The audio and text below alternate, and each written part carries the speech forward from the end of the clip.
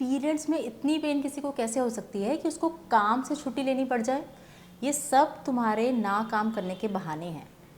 सारा दिन तो तुम सही रहती हो, जैसे ही सेक्सुअल इंटरकोर्स करना होता है तभी तुम्हें पेन होती है। क्या आप सबको लगता है कि जो इतनी महिलाएं जो को इतना पेन हो रहा है, इतनी सीवियरिटी से इनको पेन होता है पीरियड्स में, ये सब नाटक कर रही हैं?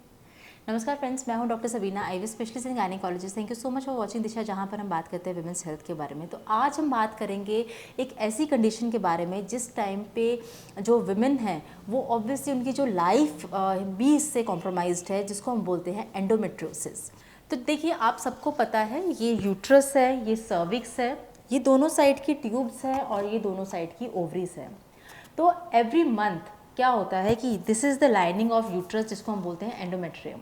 Every month under the influence of hormones ये जो लाइनिंग है ये थिकन होती है। अगर तो इसमें प्रेगनेंसी हो जाती है उस साइकिल में, तो ऑब्वियसली ये थिक रहती है और बेबी को सपोर्ट करती है।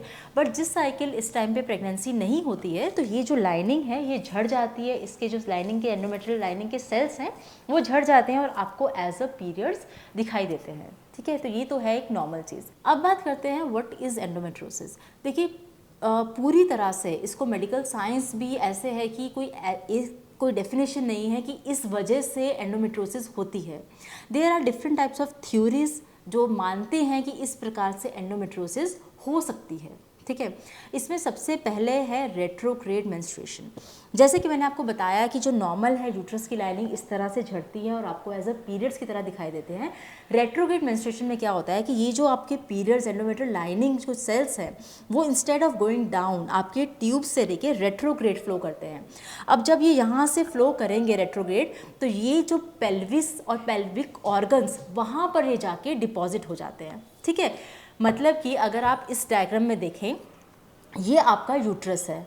ठीक है, ये पीछे है आपका रेक्टम और ये है ब्लैडर और यहाँ है ट्यूब। रेट्रोग्रेड फ्लो मतलब कि जो आपका मेंस्ट्रुअल ब्लड है वो ट्यूब से पीछे की ओर चला जाता है। अब पीछे क्या है? पीछे बहुत सारे ऑर्गन्स हैं, पेल्विस है, पेरिटोनियम है, बाकी के ऑर्गन्स है, जहाँ पर ये जाकर जो एंडोमेट्रियल सेल्स है ना, ये इस तरह से डिपॉजिट हो जाते हैं। ठीक है, अब दिक्कत क्या होती है कि आप ये जो एंडोमेट्रियल सेल्स जो डिपॉजिट हो गए हैं डिफरेंट ऑर्गन्स में हमारी बॉडी के अंदर, they respond similar manner as comparative to जो आपके नॉर्मल सेल्स हैं।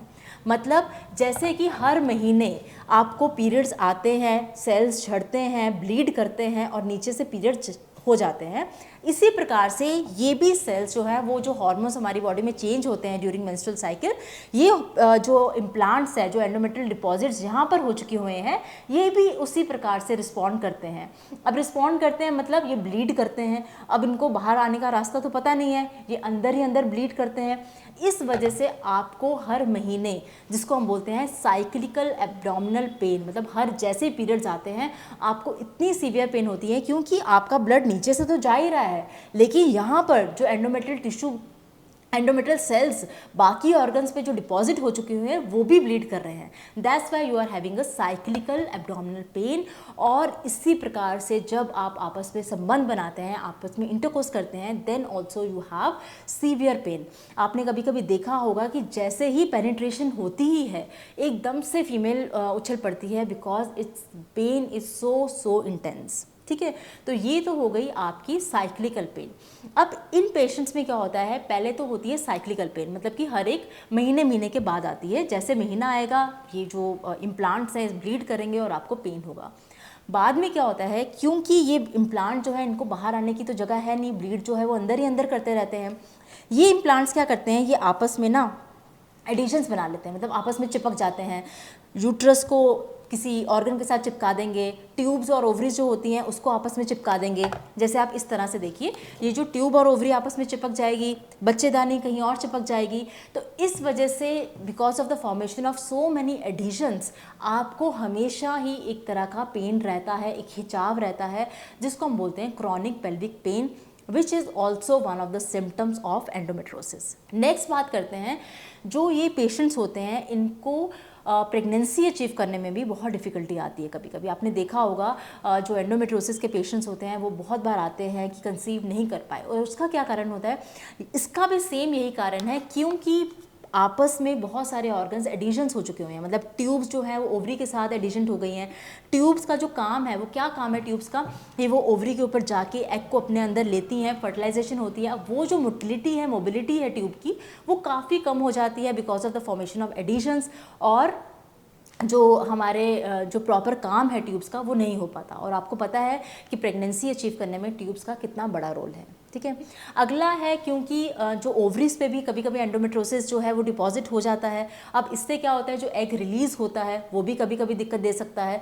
तो there are multiple factors which can lead to infertility, और प्रेगनेंसी में दिक्कत जो है वो हमें दे सकती है, ठीक है। अच्छा, अब जो एंडोमेट्रोसिस है इसको हम ग्रेड्स में डिवाइड करते हैं, मतलब कुछ किसी में बहुत ही माइल्ड है, मिनिमल है, और किसी में बहुत ज़्यादा सीवियर ग्रेड है, जिसमें सब कुछ अंदर चिपका हुआ है। जो एंडोमेट्रोसिस के इम्प्लांट है वो पीछे रेक्टम, जो आपकी आंतड़ियाँ हैं, वहाँ तक चिपक चुके हुए हैं। इसमें आपको ड्यूरिंग जब आप स्टूल पास करते हो उस टाइम पे आपको ब्लीड हो सकता है। यूरिन पास करने अगर ये जो इम्प्लांट्स हैं ब्लैडर पे चिपक जाते हैं, तो इम्प्लांट्स जो आपके जब ब्लीड करते हैं तो यूरिन में भी आपको ब्लीड हो सकता है, जिसको हम हेमेचूरिया बोलते हैं।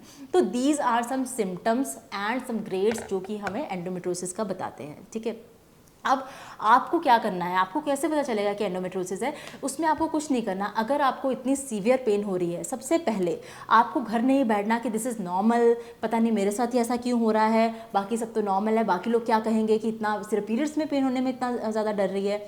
जी नहीं, आपको डॉक्टर के पास ज़रूर जाना है। सबसे पहले डॉक्टर आपसे हिस्ट्री लेंगे। History is very important. Pain कब होती है, कैसे होती है, कोई और कंडीशन तो नहीं है, कोई इन्फेक्शन तो नहीं है, क्योंकि सिर्फ पेन होना सिर्फ यही नहीं है, एक ही कारण नहीं है एंडोमेट्रोसिस। PID जो मतलब कि पेल्विक इन्फ्लेमेटरी डिसीज, उसकी इन्फेक्शन होती है आपके बच्चेदानी की, that is also one of the causes, ठीक है। तो आपकी हिस्ट्री देना बहुत इंपॉर्टेंट है।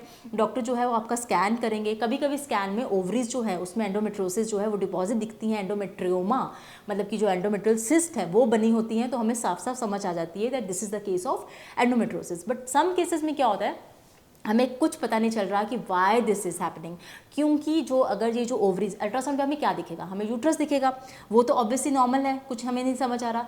ट्यूब्स नॉर्मल है, अभी हमें अल्ट्रासाउंड पे ये नहीं समझ आ रही, ट्यूब्स वैसे भी नहीं दिखाई देती, और ना ही हमें समझ आ रहा है कि कोई एडिशंस हैं। ओवरीज जो होती है ना, उसमें हमें दिखाई देता है कि कोई सिस्ट है या नहीं है। लेकिन अगर ये बिल्कुल माइल्ड डिग्री है, मतलब minimal, just initial stages of endometriosis है, तो उस केसेस में भी आपकी जो अल्ट्रासाउंड है वो बिल्कुल नॉर्मल होता है। और कभी कभी हमें दूरबीन से जांच करनी पड़ सकती है ये देखने के लिए कि एंडोमेट्रोसिस है या नहीं है। उसमें क्या होगा, आपकी जो ट्यूब्स आपस में चिपकी हुई होंगी या अंदर एडिशंस हो सकते हैं, एंडोमेट्रोटिक स्पॉट्स, जैसे मैंने आपको बताया कि ये जो स्पॉट्स होते हैं आसपास डिपॉजिट हुए होते हैं बाकी ऑर्गन्स में, वो हमें दिख सकते हैं, जिससे हमें पता चलता है कि this is the case of endometriosis. अब बात करते हैं इसकी ट्रीटमेंट क्या है। तो treatment will depend upon your symptoms. आपको जैसे सिम्टम्स हैं, अगर पेन बहुत ज़्यादा है सिम्टम्स आपकी, तो ऑब्वियसली डॉक्टर आपको पहले पेन किलर्स देंगे, जिसमें एनसेड्स हम देते हैं, आपको हार्मोनल पिल्स दे सकते हैं, ठीक है।